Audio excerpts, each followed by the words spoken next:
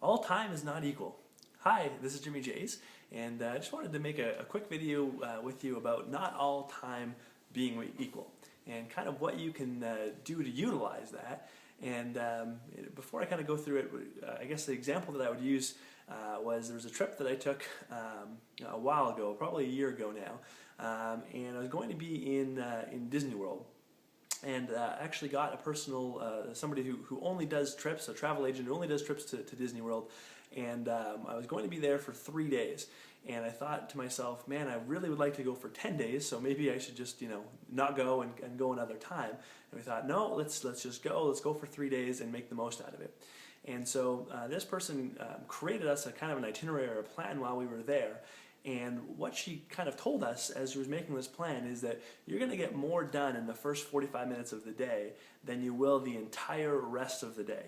So you get to the park at 9 in the morning, you're there until midnight, and you're going to get more done in the first 45 minutes of your day than you're going to get done the entire rest of the day. And she said, just make sure that you're there, you're in line right away. And they've got things that are called, fast passes that allow you to, skip a lineup and go, through it later. And basically, what she said was these fast passes, they work, based on how big the lineups are. So early on in the day, there's not very many lineups, so you can be using your fast pass often and getting these tickets so that you can go and ride these rides later. And so basically, without going into a whole bunch of detail, early on in the day we were running around, collecting these fast passes, going on some rides when we could, and then later on in the day, when the lineups, were 2 hours, we were using these fast passes and standing in line for maybe 15 minutes. And the point of that story has nothing to do with Disney World. The point of that story has everything to do with the fact that not all time is created equally.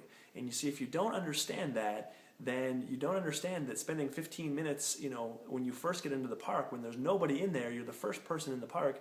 If you spend that time, that 15 minutes, sitting down and having a picnic, or you spend that time, going and buying some things in the gift shop, you could waste that very, very valuable time.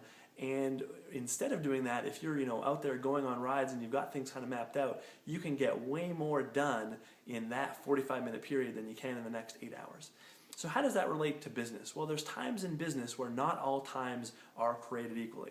If you happen to be, in the health, world of things, obviously January, February, or when everyone makes their New Year's resolutions, that's that 90-day period. That 90 days is not created equally. You can get way more done, in 3 hours in that time frame than you can any other time of the year.